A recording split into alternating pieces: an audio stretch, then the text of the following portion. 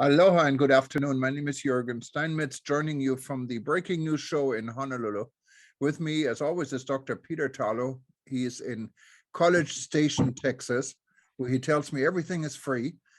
And the weather here, Peter, the weather is free in Hawaii, and that's about the only thing what's free here. It's nice and sunny today, so I don't know how things are in College Station, Texas. It was beautiful today in College Station. And if you need a PCR test or a antigen test here for COVID, they're in front of most of the restaurants and you get it easily, and we're not paying anything for it.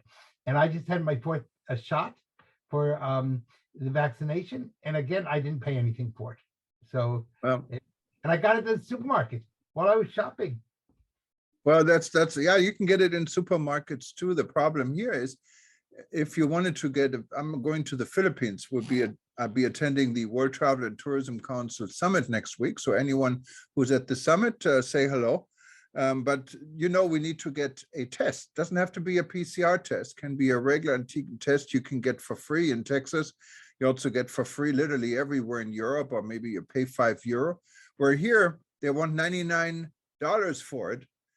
Plus, in some cases, you have to pay a membership if you're a tourist. If you're not a tourist, I guess you can save the membership. But in these tests, really, Peter, they don't cost more than $5. So I don't know I think the how they state get of away with Hawaii this. is ripping people off. Yeah. But yeah, I remember when I worked in Hawaii, the taxes in Hawaii are insane. And I was so happy to get back to Texas because we don't have an income tax here. And our land taxes are frozen when we're 65. And it's a lot simpler for us. I just noticed everything is expensive in Hawaii. I mean, we're complaining, we're furious that gas is $3.70 a gallon. And I'm sure in Hawaii, you guys would be jumping for joy. Bargain. But I guess the thing is that people in Hawaii are very rich and they can afford these exorbitant prices. And good luck. I wish you all well. I don't know why anybody stays here, but I know the weather is nice and it is beautiful. I will admit, Hawaii is a wonderful place to visit for about a week, and then it's time to leave. Anyway, this is a special weekend, though. So I think we shouldn't talk about the negative.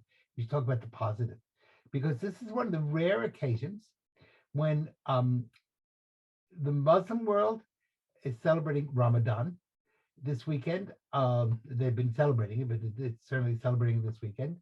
Friday night begins the Jewish holiday of Passover. And of course, Friday for Christians is Good Friday, and then moving on to Sunday to Easter. So all three monotheistic religions, or better really stated, Abraham-oriented religions from Abraham, all three religions are celebrating one of their main holidays. In the Muslim world, Ramadan is certainly probably the most important holiday. In the Christian world, the concept from Good Friday to Easter is really the essence of Christianity, and it's much more important religiously than Christmas. And in the Jewish world, though it's not our high holiday, Passover really is the essence of who we are. If it had not been for Passover, we would be slaves. And so the whole concept of freedom and liberty is there. And I think we could not so much speak about maybe the religious aspects of each one of them, but the fact that they're coming together is kind of symbolic on the fact that tourism should be bringing people together. Yeah, and we shouldn't leave out, I mean, in the Christian, like in the Orthodox Church, this holiday, I believe, is a week later, right? So it still goes on. This is an entire weekend in the Muslim world. It also goes for a long time. Yeah, and a week later in the Orthodox Church comes at the end of the Passover celebration. So it overlaps again, because Passover goes on for 8 days. Now, in the Catholic world, they've been having Holy Week. So that was from last Sunday, Palm Sunday, until this Sunday. So they're also on a 7-day system, where ours is a 7-day system. But if you live outside of the land of Israel, you pay an extra day. It's kind of like a fine for living outside of Israel. So for Jews outside of Israel, it's 8 days. For Jews inside of Israel, it's 7 days. But the important thing is, how do we all come together? How do we use tourism? Just like this, religion should be a methodology to bring people together. Tourism should be a methodology to bring people together. It isn't always, but it should be. And the question is, how do we make it the reality, live according to the principle, live according to the dream? Well, And I that, mean, if you look at some areas like in Europe, it's a holiday. There are two holidays, Friday and Monday in many countries. There's holidays in other parts of the world. I'm not sure, but I think there's probably a holiday weekend in Israel yeah, as well. yeah, And people travel because it's always one of the main seasons for travel. That's when people have the time. They can take on off a week or a long weekend. And I know from the time when I grew up in Germany, there was always an Easter holiday in school for 2 weeks. So it was a major time to travel and explore the world and explore other people. And that, of well, course, contributes to peace. it could. Now, there's another side of that. It could also contribute not to peace. And how would that happen? Well, if we just go someplace, we stay in a resort where we don't really speak to anybody except the servants, the people cleaning the rooms or the people serving us at the restaurants, then and we don't ever interact with them, then on some levels we're probably breeding resentments. But if we travel and we actually take the time to learn about the place we're going, we take the time to interact with people, we take the time to get to understand their problems and vice versa, then we are contributing to peace. So there's two sides to it. And I think that's also true of religion. Religion can be used to separate. Certainly in the Jewish world, the time around Easter was the scariest time at all, because this is when Christians like to murder us. And certainly for most of European history, this was the most dangerous period of the year. And literally tens of thousands of Jews were murdered because of uh, the holidays around Easter. I'm not saying that's today, but I am saying that certainly that is the tradition. Matter of fact, in Germany, the saying was to make the river Rhine run red with Jewish blood. And and that goes all the way back to the 12th century. So it could be seen from that perspective as a very dangerous time. On the other hand, we could see these three holidays coming together as kind of like a strange coalition of a time where we can learn from each other, we can celebrate each other, we can try to understand each other, we can try to understand each other's history, and that's really part of tourism. So tourism can be an instrument for good or an instrument for bad. Religion can be an instrument for good, and sometimes it's been an instrument for bad. So I think, in both ways, this is a really special weekend and a really good time in a divided world. I mean, this is we live in a very difficult time. We just got over COVID. We have a war going on in the Ukraine, which may very well expand to other parts of Europe. We have the tremendous potential of a war in the Pacific, which looks more and more like it's going to happen. There's even the potential of North Korea talking about long-range missiles that would certainly strike Hawaii. And so that's really dangerous. On the other hand, this is a time really, if we come together and appreciate each other and learn to stop looking at what divides us, but rather looking at what unites us, then that could be this could be a wonderful weekend as a launching pad for peace. And I think that's something that the tourism industry could offer the world, healing after a period of tremendous misery. Yeah, and of course, unfortunately, the misery is ongoing, so it makes it a little bit harder, but it makes people remember about whatever their religion is, about the good in the religion. And definitely, we don't want the Rhine River to turn red. I grew up on the Rhine River, and it's a wonderful place to visit. I didn't see any No, it hasn't been. red in the Rhine River. I don't believe that you were there in the 12th century. Okay, I wasn't there in the 12th century. I don't think you were there even in the 18th century. But on the other hand, it's only 70 years ago that the river could have been running blood because of Hitler.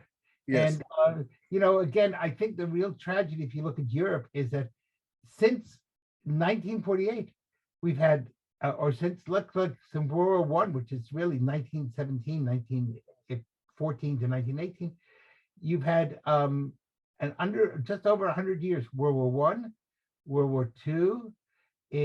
We've had the terrible, really terrible war that took place in the Balkans and now in Ukraine. 4 wars in 100 years. That's kind of like a 100-year war. And we don't And really, it's not good. And we forget some of the wars that have been going on. If you look in Ukraine, in the Donbas region, that has been going on for 8 years and no one really talks about. So many people no, get killed. And it was quiet. Now it becomes the center of the world because everything is exploding around it. Look at Myanmar, look at China. There are so many hotspots in the world, and religion reminds hopefully everyone during such holidays, whether it's Easter or the Thai celebrate their New Year, for example, in the Buddhism religion, what is a big fun holiday. I always actually liked the New Year's celebration in Thailand. I've been there many times. People have water guns and they're spraying water guns at each other. I've seen during the time when they had the red and white or red and blue shirt people fighting in a civil war type setting in Bangkok. I happened to be there. It was a very dangerous times. We had travel warnings to leave Bangkok. I was there, I never really felt threatened. When I was there during the Songkran, what is their Thai New Year, I saw the soldiers that had machine gun. They also had water pistols and were shooting at people, and the locals were shooting back at the soldiers. So for a few hours, they forgot about all these conflicts. And next day they could continue with the real guns, I guess. But religion is always something good. Really, it doesn't really make any difference what religious. no, if you actually live the religion in the concept of love. By the way, just so you know, if you can't get to Thailand, in Aggie Land, which is Texas A&M, which we call Aggie Land, there is a tradition called the Elephant Walk, and it takes place in I think April or May, and not only do we have elephants on campus wandering around, but everybody gets a water pistol, and all the freshmen and sophomores and juniors shoot the seniors with a water pistol. Not with real bullets, just with water. And according to Aggie tradition, that makes you as dead as an elephant. So if you can't get to Thailand and you want to see a water pistol fight, just before Elephant Walk, every water pistol within 100 miles of College Station has been bought, because this is the time when you have elephants on campus and water pistols, not bullets. I want to make that clear, not guns, just water pistols. But people have a wonderful time, and it's much, for many people, it's less expensive to come to Texas than it is to come to Thailand. And that joins us with the people of Thailand. And of course, you can get your free COVID test to make sure Yes, you're safe. but if you're an American, you don't need a COVID test, so you're okay. No, not need, but I mean, this is the subject here. If you're talking about needing masks, needing this, it's not what really the law says or what CDC might tell you or any other health authority tell you. It's common sense, and we all have to have and not lose our own common sense. Yes, The government can give you recommendations, but really the final decision is with everyone else. yes, it should be. Although, as you know, the CDC today postponed again until May the fact that we are wearing masks on airplanes. Yeah, I support that. It's fine. It's okay with me. Every what do you call it? Every president of every airline has complained about it. It's created terrible problems for the flight attendants. And the bottom line is, I can go to a restaurant and I don't have to wear a mask. And I can go on a flight though for 1 hour and I do have to wear a mask. And by the way, they don't care if you use a cloth mask. It can be any type, just anything. So that really doesn't make a lot of scientific sense. And here in Texas, we're illegal immigrants, and we may be up to 18,000 in a few weeks a day. They don't need to have a COVID test, and they don't need to wear a mask. But if you get on an airplane, ironically, if you come into the United States legally, you need a mask. If you come in illegally, you don't need a mask.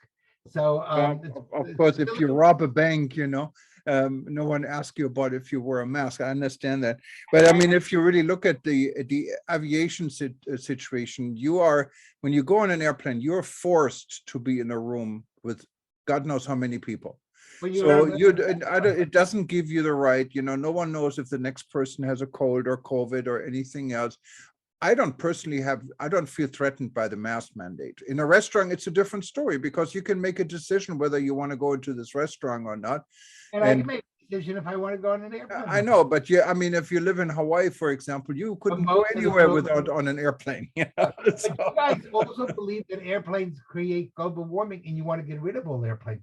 Your senator has already spoken about the fact that no one should be allowed to travel to Hawaii on an airplane. I heard her say it. So therefore, I haven't heard that, Peter. I think this would have made the news. So I don't know where you get your news from. I heard her give a speech in which one of the reporters said, well, ma'am, then how will anybody get to Hawaii? And she said, I don't know. And I guess the way to get to Hawaii is you go by canoe. So because she is against airplanes, and in which case no one should go to Hawaii, and which would maybe make your tourism industry happy, because I think your Hawaii Visit Authority is not really pushing Hawaiian tourism. No, they're doing the opposite, unfortunately. They don't really, they're one tourist. They're only one of few tourists that pay all the bills, and the rest they can really stay home. We don't need that. Maybe the miracle of Hawaii is that you're going to maintain a tourism industry without people. And this will be another one of the wonderful miracles. If you can do that, I'm sure you're going to have some takers here. And I can't. But I think that this is maybe a religious concept. In other words, that there's a new religion, the Hawaiian religion. And in this religion, you think your way to Hawaii, or you just flap your hands and you end up in Hawaii without a plane. All right, Peter. So right. I know. Well, but anyway, I think this is what's really important. This is a weekend where we're all coming together. And maybe if we can find the chance to see the commonality within human beings. There's a beautiful Jewish story, maybe it's the right way to end, which is the question is, why did God make only one person? Why did Adam? Actually, Adam in Hebrew doesn't mean Mr. Adam, it just means a human prototype. But why do we have only one person? And the answer was so that nobody could say, my relative was here before yours. And according to tradition, what color was Adam? And Adam was made of every color of the planet Earth, so that no one could ever say my color is superior to yours. That we're all part of a giant cousins club, part of the human race, and we're all children of Adam, and we all should learn to function as one giant family instead of clobbering each other over the head. And if we can get to that point, then I think we in the tourism industry have a lot to give the world. Well, wouldn't that be nice, Peter? And unfortunately, so far this world hasn't worked like this, but there's always hope. Yep, and maybe this is the week when things come together. We have Easter, Ramadan, and Passover all coming together in the same holiday, in the same weekend. Why don't we make this a weekend of peace, a weekend of love, a weekend of caring, and a weekend when we can get to know each other and travel around the world freely, happily, and with a smile on our face. That sounds like a plan. Well, thank you very much, Peter. And thank you everyone for watching. If you wanted to watch this show again or any of our other shows, just go to breakingnewsshow.com and you can find us there. And or you can, of course, click on YouTube and see us also on YouTube. Well, thank you for joining. Happy Easter and happy Passover. Happy Passover, happy Songkran, and whatever else is out there. And happy Ramadan. And a blessed Ramadan. So Chag Sameach, happy Passover, a happy Easter, a blessed Ramadan. And if we missed anybody, we're sorry, but have a happy celebration no matter what your religion is. Aloha. Bye-bye. Shaloha. Bye-bye.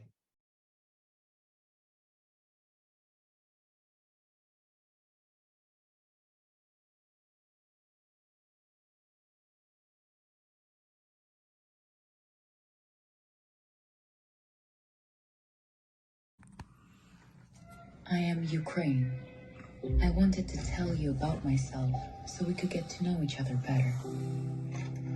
On a warm summer day on August 24th, 1991, I was born.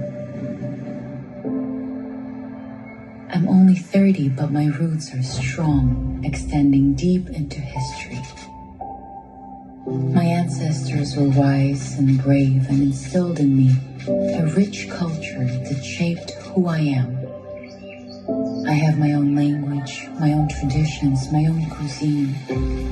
I have seas and meadows, rivers, deserts, fields, and forests. I am a beautiful woman. And my children are strong, brave, talented, smart, witty, creative, friendly, and free in spirit. I am proud of them, just as every mother is proud of her children. Proud of their inventions, their achievements, their creativity, and their diligence. Yes, I have more than 40 million of them, and like in every large family, they do not always find a common language, but our happy moments always outweighed the bad. All my years have cultivated in them a love for freedom and a desire to be free. But now, war has fallen on my family. Forces are trying to destroy me and my children's freedom, to crush it forever. As in past generations, we faced severe trials. Dark times have fallen upon us again, and my children are forced to protect us, their homes and their families, which they do skillfully despite the difficulties, because we are a real family, united together, supporting each other with our bravery and strength. Today, we fight, but we're not afraid. That's not how we were raised. We will stand, I know.